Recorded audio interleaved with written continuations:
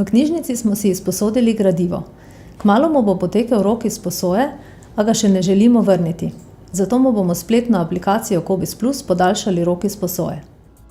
Na spletni strani Cobiss Plus se prijavimo v profil Moj Cobiss. Med ponujenimi možnostmi izberemo na primer Moja knjižnica.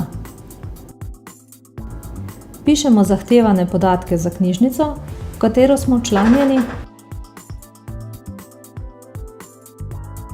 in kliknemo gumb Prijava. Če smo v svoj profil vnesli več članov, na primer tudi svoje otroke, izberemo ustreznega člana, ki mu želimo podaljšati rok izposoje. S kljukico označimo gradivo, ki mu želimo podaljšati rok izposoje, ali pa s kljukico označimo vse izvode hkrati.